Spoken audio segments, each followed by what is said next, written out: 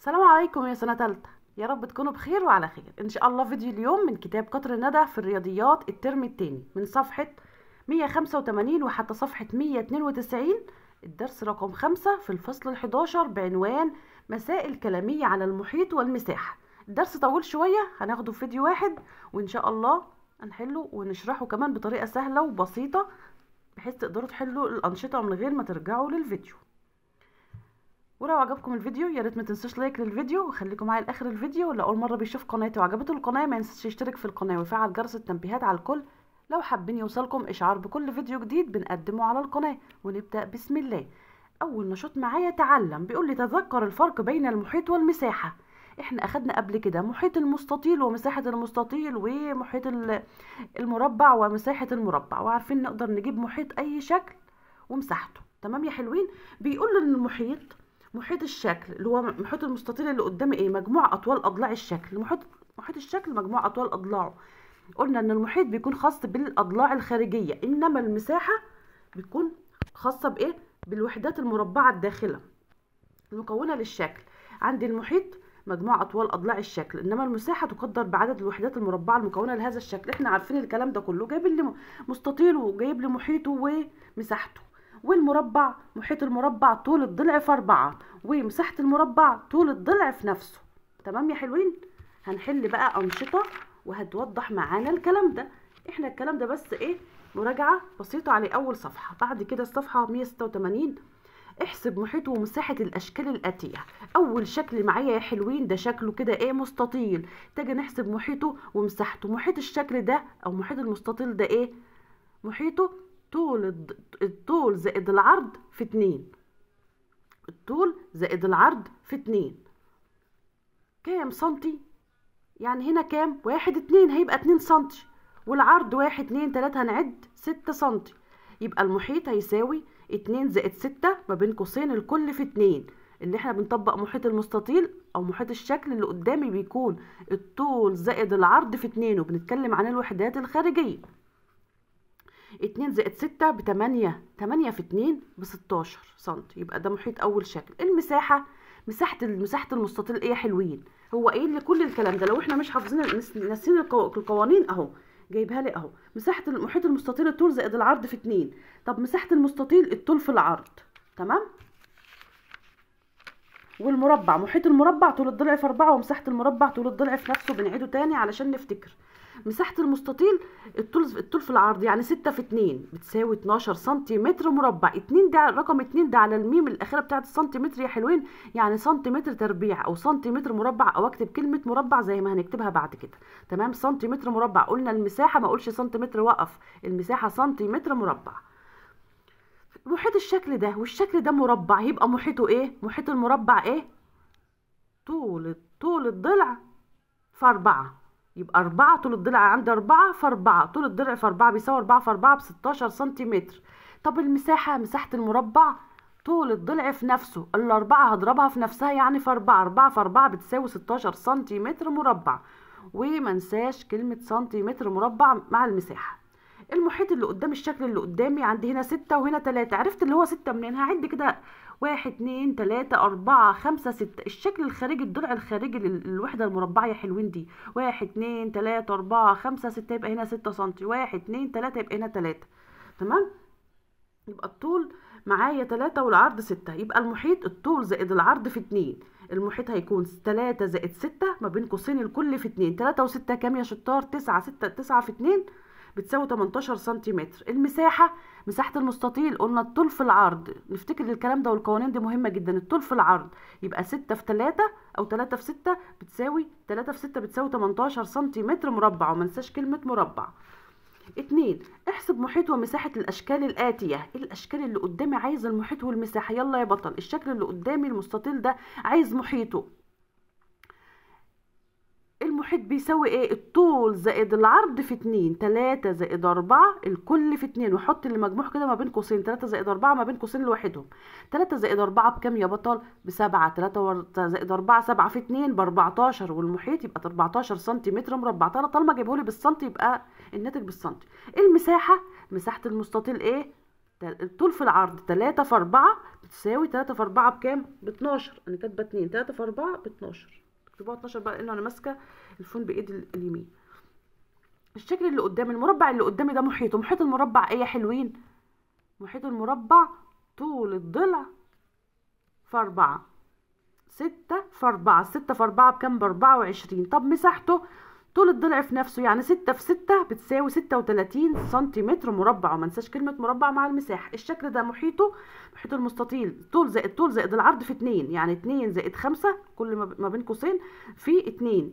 2 زائد 5 كام؟ 7. الخمسة في 2، السبعة في 2 ب 14 سنتيمتر. طب المساحة اضرب طول في عرض، الخمسة في 2 او 2 في 5 بكام؟ 5 في 2 بيساوي 10 سنتيمتر مربع. وما ننساش سنتيمتر مربع. 3.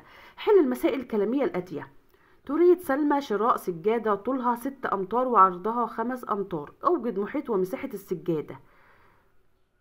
طولها 6 أمتار وعرضها 6 أمتار، يعني على الشكل ده هنجيب محيطه ومساحته. المحيط قدامي هيكون ايه؟ طول زائد العرض في 2، ما بين قوسين كده هكتب 6 زائد 5 اللي هو الطول والعرض في 2. 6 زائد 5 كام؟ 11. 11 في 2 يا حلوين ب 22 سنتي. طب المساحة الطول في العرض 6 في 5 ب 30 سنتيمتر مربع. سهل. أراد آدم لصق ورق حائط على جدار في غرفته طوله 7 أمتار وعرضه 3 أمتار. اوجد محيط ومساحة ورق الحائط المستخدم. مديك الطول والعرض، يبقى المحيط هيكون ايه؟ الطول زائد العرض في 2. 7 زائد 3 ما بين قوسين الكل في 2. ال7 زائد 3 كام يا حلوين؟ ب10 في 2 ب20 سنتيمتر. طب المساحة الطول في العرض طوله كام؟ 7 وعرضه 3، يبقى ال7 في 3 بيساوي 21 سنتيمتر مربع. رقم 3. أوجد محيط ومساحة حمام سباحة على شكل مستطيل عرضه 8 أمتار وطوله 10 أمتار. بتكلم على مستطيل عرضه 8 وطوله 10، يبقى المحيط هيكون الطول زائد العرض في 2. الطول 10 زائد 8 أو 8 زائد 10 في 2. 8 زائد 10 بكام؟ ب 18 في 2 يا حلوين. 18 في 2 ب 36 سنتيمتر. مساحة المستطيل هيكون الطول في العرض هيبقى 10 في 8 بيساوي 80 سنتيمتر مربع. وما ننساش بالمساحة سنتيمتر مربع. الصفحة اللي بعد كده نشاط 4. بتكلم بسرعة علشان وقت الفيديو ما يكونش طويل عليكم. ما تنسوش بقى تضغطوا لايك للفيديو وشير مع أصدقائكم عشان الفيديو يترفع. اقرأ وحل المسائل الآتية كما بالمثال. أول مثال محلول، هنشوف اللي بعده عشان وقت الفيديو. طبعا المثال كله في الصفحة، في الصفحة. هناخد الصفحة اللي بعدها. رسم محمد مستطيل طوله 6 سم وعرضه 4 سم. تمام، يعني محمد معاه مستطيل طوله 6 سم و4 سم، ورسمت مريم مستطيل طوله 5 سم وعرضه 4 سم. تمام. ارسم مستطيل كل من محمد ومريم ثم اوجد محيط كل منهما. هنرسم مسطرتك وقلم الرصاص. مستطيل محمد، ارسم مستطيل طوله 6 سم وعرضه 4 سم، يعني هنا 6 سم وهنا 4 سم. اركز كده، ده مستطيل محمد. واجي مستطيل مريم، مستطيلها كام؟ طوله 5 سم وعرضه 4 سم. تمام، رسمت المستطيلات. يلا نشوف محيط مستطيل محمد. محيطه كام؟ المستطيل بيساوي كام؟ المفروض انكم تكونوا بتقولوا معايا ان المحيط المستطيل بيساوي الطول زائد العرض في 2. طب يعني هيكون ايه؟ هنترجم الكلام ده بقى. 6 زائد 4 الكل في 2. 6 زائد 4 كام؟ 10. 10 اضربها في 2 بيساوي 20 سنتيمتر. طب يلا محيط مريم، مستطيل مريم. المحيط بتاع مستطيل مريم ايه بقى يا حلوين؟ 5 زائد 4 في 2. الطول زائد العرض في 2. 5 زائد 4 ب9 في 2 ب 18 سنتيمتر. الجديد بقى بيقول لك إذا وضعنا المستطيلين بجوار بعضهما. المستطيلين أنهي المستطيلين؟ اللي هو مريم ومحمد، محمد ومريم. وضعنا بجوار بعضهما البعض لتكون شكل واحد. عايز الاتنين دول يكونوا شكل واحد، فكيف يبدو الشكل الجديد؟ ثم أوجد محيط ومساحة الشكل الجديد. هيبقوا مستطيل واحد. هرسمهم جنب بعض، يعني هقربهم من بعض أكتر ما أنا رسمهم كده يا حلوين. وهكتب هنا مستطيل، مقاسات مستطيل محمد ومريم 5 6 سم و4 سم، وهنا مريم 5 سم طول و4 سم عرض. تمام، انا كده رسمت الشكل ده بقى شكل واحد. طب هجيب مساحته ازاي؟ محيطه ازاي ومساحته؟ مش محيط الشكل، لازم اوحد الطول ده يا حلوين.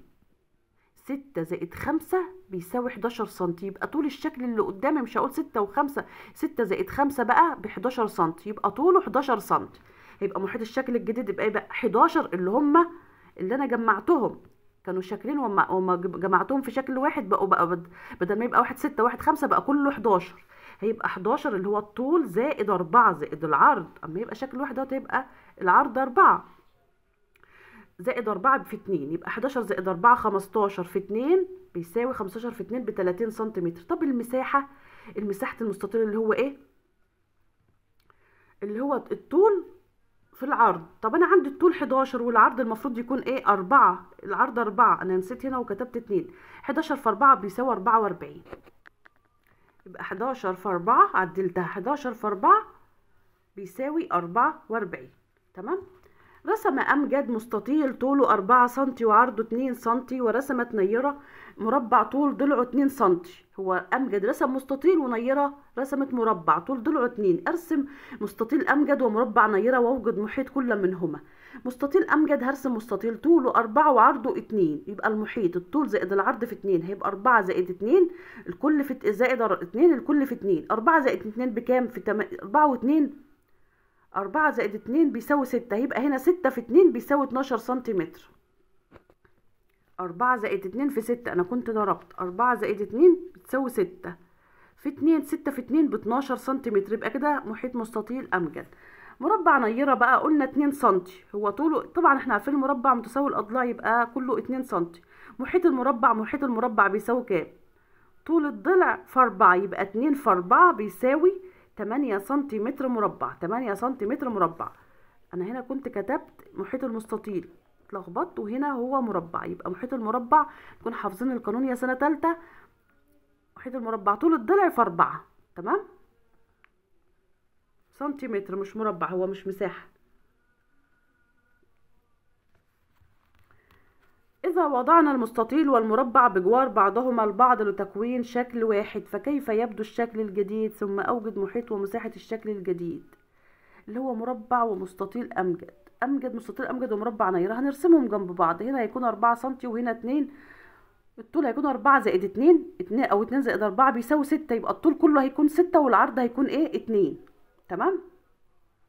يبقى محيط الشكل هيبقى 6 زائد 2 اللي هو 2 زائد 4 اصلا جبناه كله بقى 6 يا حلوين. 6 زائد 2 في 2، 6 زائد 2 ب 8 في 2، 8 في 2 ب 16 سنتيمتر. طب المساحة اللي هو الطول اللي هو بقى 6 في 2، طول الضلع في 2، الطول في العرض الطول في العرض 6، هيكون 6 في 2 بيساوي 12 سنتيمتر مربع. رقم 3، احسب محيط ومساحة الأشكال الآتية ثم ضع الشكلين بجوار بعضهما البعض لتكوين شكل واحد، واحسب محيط ومساحة الشكل. الشكل اللي قدامي ده المستطيل، هجيب محيطه ومساحته. محيط المستطيل كام؟ الطول زائد العرض في 2، يبقى 8 زائد 5 ما بين قوسين في 2. 8 زائد 5 13 في 2، 13 في 2 كام يا حلوين؟ ب 26 سنتي. المساحة الطول في العرض 8 في 5، 8 في 5 ب 40 سنتيمتر مربع، وما ننساش سنتيمتر مربع في المساحة. هنا المربع اللي قدامي ده هجيب محيطه. محيط المربع طول الضلع في 4، يعني 5 في 4 بيساوي 20 سنتي. مساحة المربع طول الضلع في نفسه 5 في 5 بيساوي 25 سنتي مربع. كيف يبدو الشكل الجديد؟ الشكل الجديد هحط كده المستطيل جنب المربع هيكون بالشكل ده. هترسموه طبعا. عشان اجيب محيط الشكل لازم الطول اجمع الطول مع بعضه. 8 زائد 5 بيساوي 13 سنتيمتر، ده طوله، وعرضه طبعا 5، يبقى 13 اللي هو الطول زائد العرض. 13 زائد 5 الكل في 2، 13 و5 كام؟ 18. 18 في 2 ب 36 سنتي. مساحة الشكل اللي هو الطول في العرض 13 في 5 بيساوي، اما اضرب ال 13 في 5 هتدينا 65 سنتيمتر مربع. رقم 4، ارسم الاشكال الاتية واوجد محيط ومساحة كل منهما. بيقول لي مربع طول ضلعه 2 سم، يبقى المربع اصلا يا حلوين مجموع اطوال اضلاعه متساويه، يعني مربع كل ضلع فيها يكون 2 سم. طب محيط المربع كام بقى؟ محيط المربع قلنا طول الضلع في 4، يبقى 2 في 4 بيساوي 8 سم. طب مساحته طول الضلع في نفسه 2 في 2 بيساوي 4 سنتيمتر مربع. مستطيل طوله 3 سم وعرضه 2 سم، مستطيل هرسم مستطيل طوله 3 وعرضه 2. المحيط هيبقى 3 زائد 2 الكل في 2. 3 زائد 2 5 في 2 ب10 سنتيمتر. طب المساحة هيبقى الطول في العرض اللي هي 3 في 2 هيساوي 6 متر مربع. منساش مربع. ضع الشكلين بجوار بعضهما البعض لتكوين شكل جديد، ثم احسب المحيط والمساحة. الشكلين هيكونوا بالشكل ده يا حلوين. وهجمع 2 زائد 3 5. هيبقى الطول 5 سنتي والعرض 2. محيط الشكل هيبقى 5 زائد 2 الكل في 2. 5 زائد 2 ب7 في 2 بتساوي 14 سنتيمتر. مساحة الشكل اللي هو الطول في العرض هيبقى 5 في 2 بيساوي 10 سنتيمتر مربع.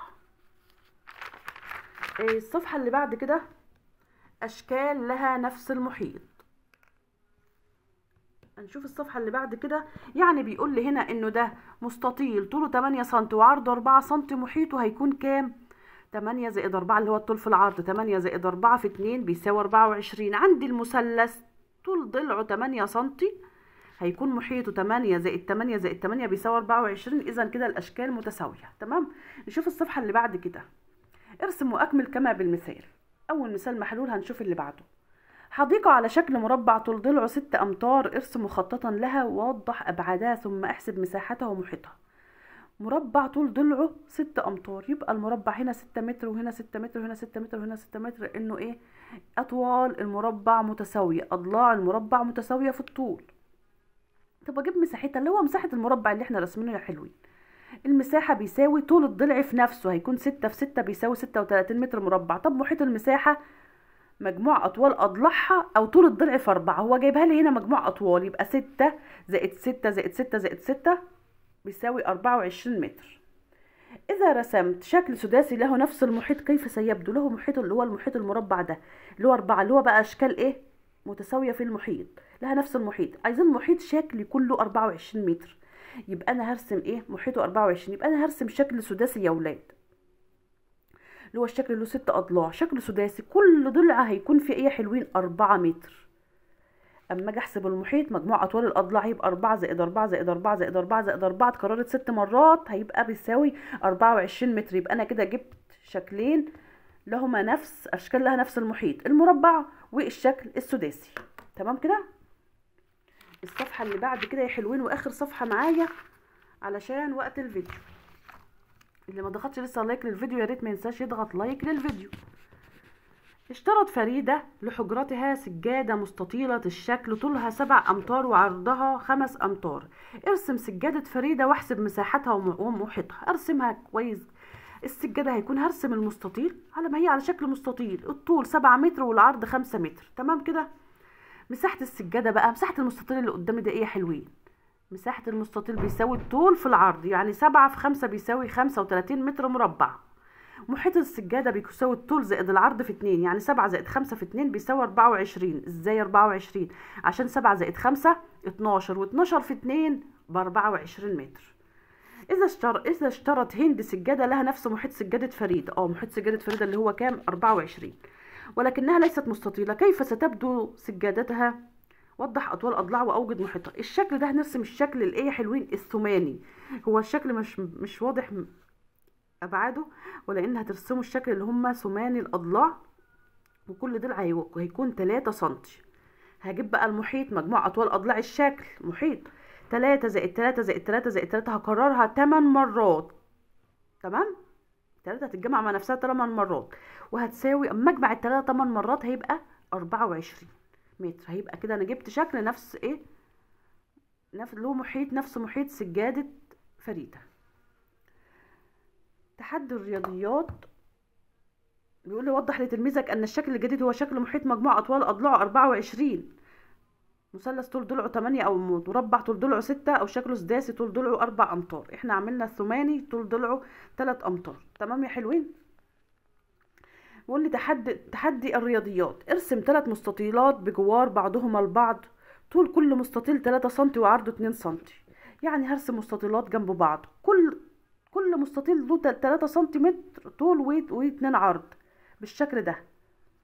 مساحة المستطيل الواحد ايه؟ هو بيقول المستطيل الواحد 3 طول وعرض. المساحة بيساوي الطول في العرض، يبقى 3 في 2 بيساوي 6 سنتيمتر مربع. محيط المستطيل الواحد، محيط المستطيل الطول زائد العرض في 2، يعني 3 زائد 2 في 2. 3 زائد 2 بيساوي كام؟ 5 في 2 بتساوي 10. ممكن اقول 3 زائد 2 زائد 3 زائد 2، هو ده مجموع اطوال اضلاعه، ده صح وده صح. المستطيلات الثلاثة معا تكون مستطيل واحد جديد اهو. كام بقى طوله؟ هيبقى 3 زائد 3 زائد 3، 3 زائد 3 زائد 3 بيساوي 9 سم، عشان هجمع التلاتة 3 مرات هيساوي 9 سم. وعرضه هيكون 2 سنتيمتر. طب محيطه بقى، محيطه هيبقى 9 زائد 2 اللي هو الطول زائد العرض في 2، 9 زائد 2 في 2 بيساوي 9 زائد 2، 9 زائد 2 ب 11. التسعة هيكون 9 زائد 2 11 في 2 ب 22. انا الدرس طويل وانا حليته بسرعة بسرعة قبل التصوير، فبعتذر يعني عن الاخطاء، وان شاء الله بنصلحها مع بعض. 9 زائد 2 في 2 بيساوي 11 في 2 بيساوي 22. طب مساحته، مساحة المستطيل اللي هيبقى الطول في العرض 9 في 2، 9 في 2 بيساوي 18 سنتيمتر مربع. وده كان درس اليوم يا سنة تالتة. ما تنسوش بقى تضغطوا لايك للفيديو لو معايا لاخر الفيديو، اكتبوا له اسمكم في الكومنتات، واشوفكم بقى في فيديو جديد، والسلام عليكم ورحمة الله وبركاته.